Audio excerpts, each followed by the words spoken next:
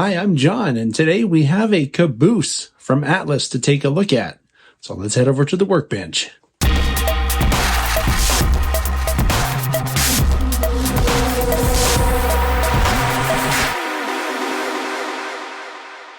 All right, so here's what we're looking at today.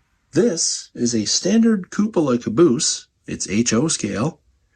It's made by Atlas. If you look on the Atlas website, you'll see that they offer an undecorated version of this for $35.95, and the decorated versions, like this one, are listed at $46.95. These are MSRPs, so keep in mind if you shop around, you'll probably find them for less. This model comes from the Atlas Master line. And just for the record, I've noticed that they have quite a few different paint schemes and numbers to look at, so your best bet would be to go to the Atlas website and see if they have what you're looking for. The paint on this model is very well done. The red covers without obscuring any details. The important thing, couple things I want to point out here, is that all of the writing, including the writing in this COTS block, and this tiny, tiny writing down here, it's all legible with magnification. You can make out the build date and everything. Something else worth mentioning about this model is it's modeled based on a later version of what this caboose would look like. The windows that were here are plated over, and these are separately applied pieces of plastic over the windows. And you can see it has the conspicuity striping, which alone should tell you that it's a later version of the prototype, because conspicuity striping wasn't added to cars until later on, I think in the 90s. Something else to mention while we're looking at it is that it has separately applied detail.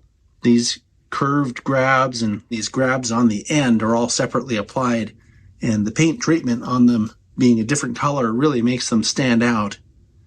Something else worth mentioning that you can see from this angle is that there's detail underneath that you can see from the side. And we'll take a closer look at that when we're looking at the bottom of the model. One of the interesting things, I think, about cabooses is that both ends of a caboose have a brake wheel, and this caboose is no different.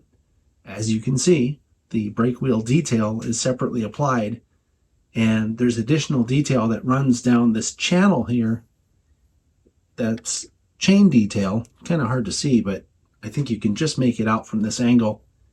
And then from this angle, you can also see that the coupler is a knuckle coupler. And we'll take a quick look at the other side of the caboose.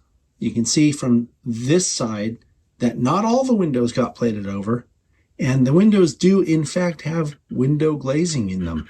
So these are not just open like some models. Something else I'd like to point out while we're looking at it is that the detail that's visible from the underside of the car is different on this side. It's just this, I'm going to call it a toolbox. And the other thing to notice, and you can see from here, is that the smoke jack is a separately applied piece as well. And again, we'll have a better look at that in just a minute when we look at the roof, but you can see from this angle that it's separately applied. And now we'll take a quick look at what I'm going to call the rear of the caboose. And I'm calling it that because the smoke jack is here. And generally, you'd want your smoke jack behind the cupola, which would make this the end of the train. And that's so that the smoke would not blow into the cupola windows if they were open. But anyway, this is the other side, if you don't want to call it the rear. And you can see it has the same kind of separately applied brake wheel and brake chain detail. It looks pretty good. You can see that the roof has a lot of rivet detail molded in, as well as that pattern you see on a lot of freight car roofs as well. And something that's mentioned specifically on the Atlas website is that these cabooses also sometimes have roof walks, and it depends whether it's appropriate for the prototype or not.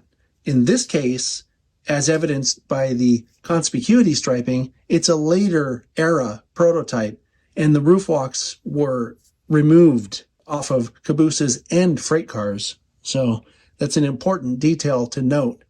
and something worth mentioning, I think. And something else that this model has, which is probably not as obvious from this angle, so I'll change the angle to show you, is that these are separately applied grabs on the corners of the cupola. And they're very fine wire grabs. They look really good.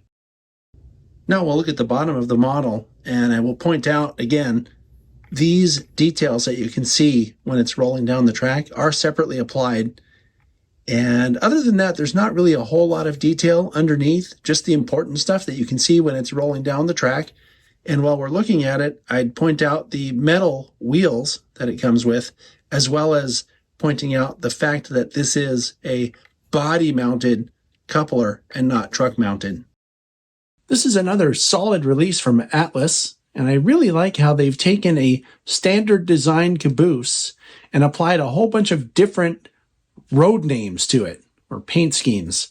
I think this gives the modeler a lot of flexibility when it comes to getting a caboose that will work for whatever story you're trying to tell on your layout. I really like the separately applied curved grabs on each end. I think that adds a touch of realism that if it were absent, the model wouldn't be as good. So anyway, great job, Atlas. I'll see you next time.